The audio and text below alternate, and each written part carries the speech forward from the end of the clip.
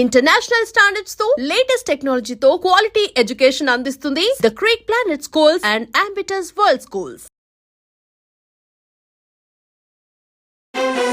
2025 సంవత్సరంలో జరిగిన విశేషాలు మరొకసారి తెలుసుకోవాలనుకుంటున్నారా? కేవలం 13 నిమిషాల్లో మీకోసం.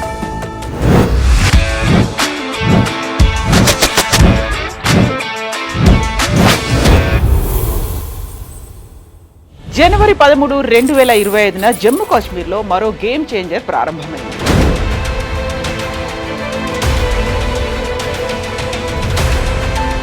భారత్కు ఇటు రవాణా పరంగా అటు రక్షణ పరంగా కీలకమైన సోన్మార్గ్ టన్నెల్ను ప్రధానమంత్రి నరేంద్ర మోదీ ప్రారంభించారు.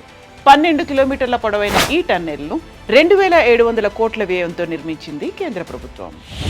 ఆధ్యాత్మికంగా సాంస్కృతికంగా భారతదేశం గర్వించదగ్గ హిందువుల అతిపెద్ద తీర్థయాత్ర ప్రయాగ్ మహాకుంభమేళా.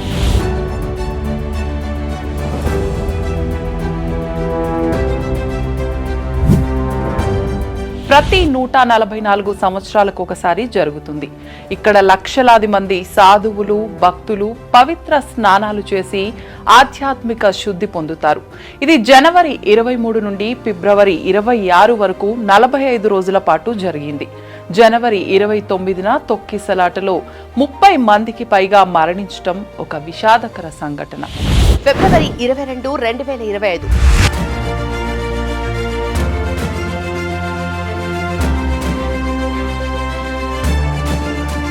తెలంగాణ రాష్ట్రం ఉలిక్కిపడ్డ రోజు. నాగర్ కర్నూలు జిల్లాలో శ్రీశైలం లెఫ్ట్ బ్యాంక్ క్యానల్ సొరంగం పైకప్పు కూలి 8 మంది కార్మికులు చిక్కుకుపోయి మరణించారు.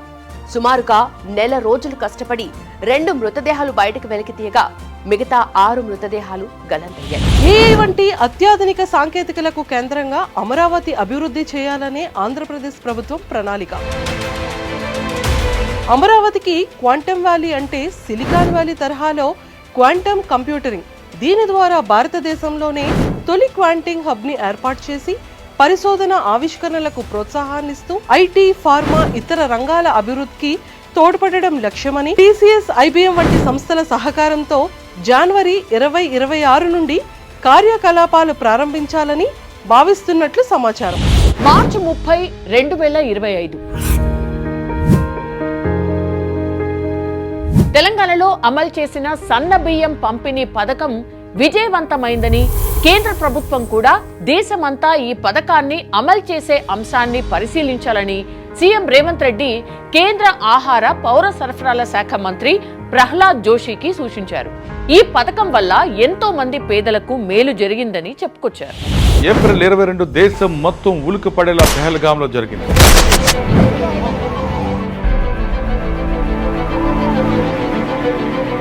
భారతదేశంలో జమ్మూ కాశ్మీర్ అనంతనాగ్ జిల్లా పెహల్గాం సమీపంలో ఉగ్రవాదులు హిందూ పర్యాటకుల బృందంపై కాల్పులు జరిపారు. 28 మరణించగా 20 మంది పైగా గాయపడ్డారు. దీంతో దానికి ప్రతీకార చర్యగా భారత్ మన భూభాగాల్లో ఉండి ఆపరేషన్ సింధూర్ మొదలుపెట్టింది. ఈ ఘటనలో వందలాది మంది తీవ్రవాదులు మరణించారు.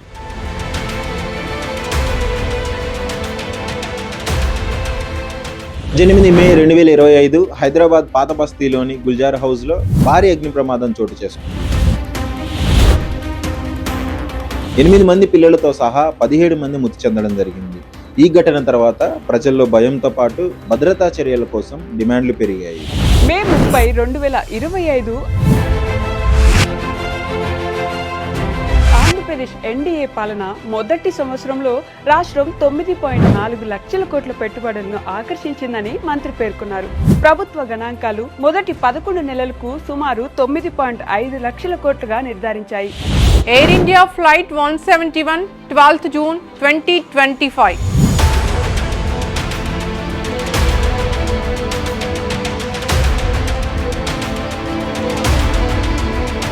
ఇది భారతదేశంలోని అహ్మదాబాద్ విమానాశ్రయం నుంచి లండన్ గాట్విక్ విమానాశ్రయానికి స్కెడ్యూల్ చేయబడిన ప్రయాణికుల విమానం. ఈ విమానంలో ఉన్న 12 మంది సిబ్బంది మరియు 230 మంది ప్రయాణికుల్లో ఒక్క ప్రయాణికుడు మాత్రమే ప్రాణాలతో బయటపడ్డాడు.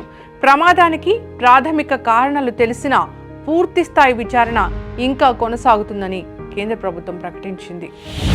2025 జూన్ 14న రాష్ట్ర ప్రభుత్వం కొత్తగా తెలంగాణ గద్దర్ ఫిల్మ్ అవార్డ్స్ ఏర్పాటు చేసింది.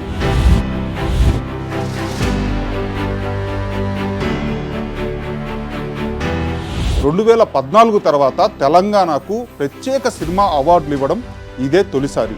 2024లో విడుదలైన సినిమాలు, ఇతర కాలాల క్రియేటివిటీని గుర్తించడానికి ఈ గదర్ అవార్డులు ఇవ్వబడ్డాయి. జూన్ 30, 2025 సిగాచెస్ ఇండస్ట్రీస్ హైదరాబాద్.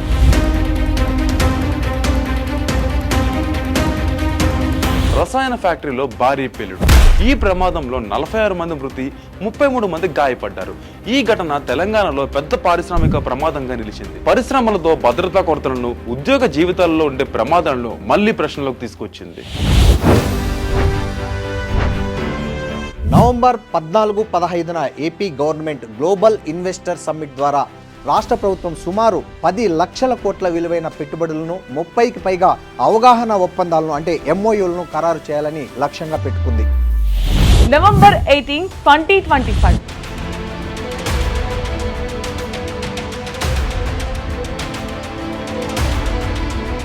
ఎట్టకేలకు టాలీవుడ్ కి పట్టిన భూతం వదిలింది. థియేటర్లో విడుదలైన కొత్త తెలుగు సినిమాలను విడుదలైన కొన్ని గంటల వ్యవధుల్లోనే ఐబొమ్మ వెబ్సైట్లో పెట్టి సినిమా పరిశ్రమకు భారీ నష్టం కలిగించిన పైరసీ కేసులో ఐబొమ్మ రవిని అరెస్ట్ చేశారు. నవంబర్ 23, 2025 సత్యసాయిబాబా 100వ జయంతి వేడుకలు పుట్టపర్తిలో ఘనంగా జరిగాయి.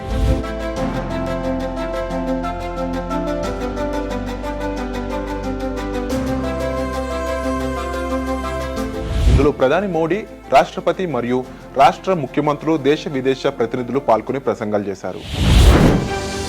విశాఖ సాగర తీరానికి సమీపంలో ఆహ్లాదకరమైన వాతావరణంలో ఎత్తైన కొండలకు ఈక్వల్ గా కైలాసగిరిపై ఏర్పాటైనటువంటి గ్లాస్ బ్రిడ్జ్.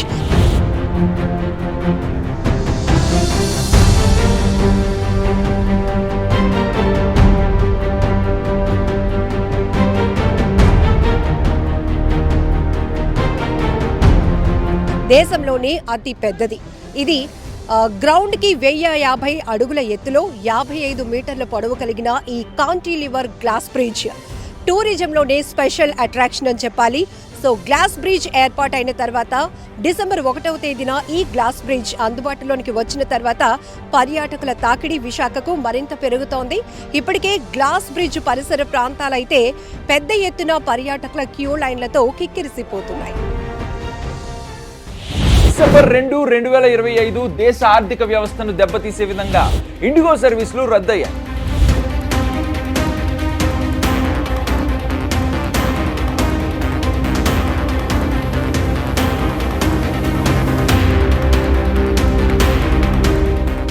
దేశం మొత్తం మీద విమాన సర్వీసులు రద్దు కావడంతో ప్రయాణికులతో పాటు వాటి మీద ఆధారపడ్డ వివిధ రంగాల వారు నష్టాలు చవిచూశారు.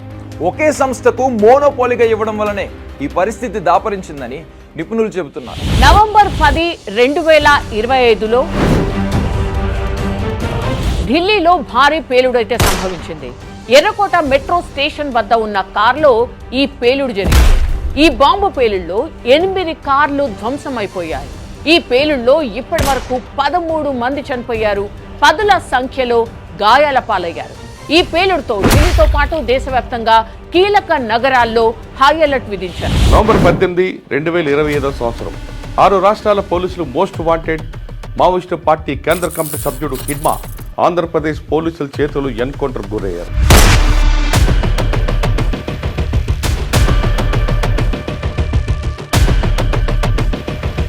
బస్తర్లో ఉండి హిడ్మా ఆంధ్రప్రదేశ్ వచ్చి తల దాచుకోవడమే కాకుండా ఇక్కడ పార్టీని బలోపేతం చేయడానికి కుట్ర పన్నుతున్నట్లుగా ఏపీ పోలీసులు చెబుతున్నారు. డిసెంబర్ 8, 9 తెలంగాణలో మహా అద్భుతంగా తెలంగాణ రైజింగ్ గ్లోబల్ సమిట్ 2025 నిర్వహించింది.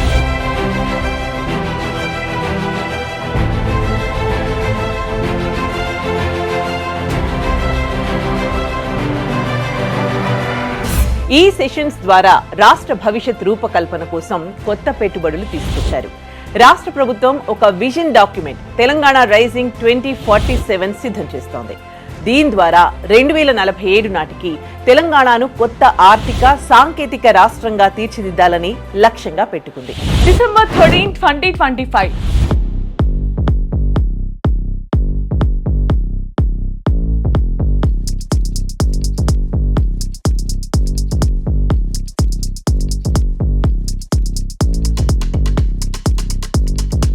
ఉప్పల్ స్టేడియంలో భారీ బందోబస్తు మధ్య ఫుట్బాల్ మ్యాచ్ జరిగింది. ఈ కార్యక్రమానికి ముఖ్య అతిథిగా రాహుల్ గాంధీతో పాటు మంత్రులు, దేశ విదేశాల నుంచి ప్రముఖులు హాజరయ్యారు. స్టేడియం లోపల బయట మొత్తం 450 సీసీ కెమెరాలను ఏర్పాటు చేయడంతో పాటు డ్రోన్ కెమెరాల ద్వారా కూడా నిరంతరం పర్యవేక్షణ కొనసాగింది. ఈ కార్యక్రమంలో చివరిగా ముఖ్యమంత్రి రేవంత్ రెడ్డితో పాటు ప్రముఖ ఫుట్బాల్ ఆటగాడు మెస్సీతో కలిసి 10 నిమిషాలు ఆట ఆడారు. డిసెంబర్ 17, 2025 తెలంగాణ అసెంబ్లీలో ఫిరాయింపులపై దాఖలైన అనర్హత పిటిషన్పై స్పీకర్ గడ్డం ప్రసాద్ కుమార్ కీలకమైన తీర్పును వెల్లడించారు.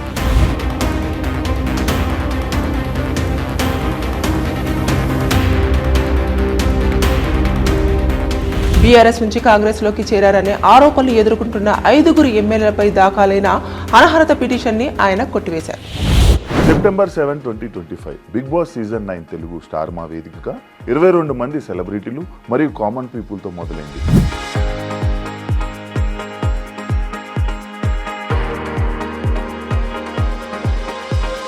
డిసెంబర్ 21న గ్రాండ్ ఫినాలే జరగగా కళ్యాణ్ పడాల విజేతగా నిలవగా తనూజ పుట్టస్వామి రన్నర్గా నిలిచింది. కంగ్రాచులేషన్స్ కళ్యాణ్ పడాల.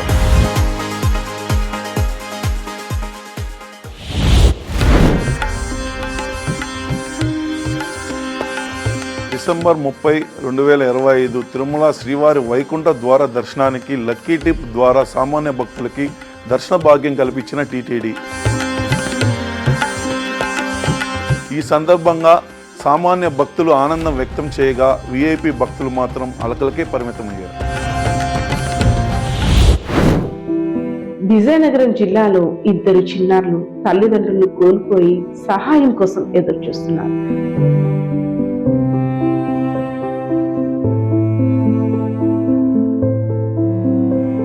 వారి యొక్క దీన గాథని ఐడ్రీమ్ మీడియా ప్రపంచానికి వినిపించేలా చేసింది. ఆ స్టోరీ చూసిన అనేక మంది ఆర్థికంగానే ఆదుకోవడం కాకుండా కొన్ని వేల చేతులు వారికి అన్ని విధాలా మేమున్నామంటూ ధైర్యాన్ని కల్పించాయి. తల్లిదండ్రులు లేని ఆ చిన్నారులకు ఇప్పుడు జగమంత కుటుంబం వారిదైంది.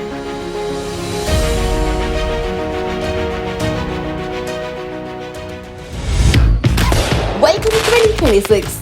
Wishing you all a very happy new year.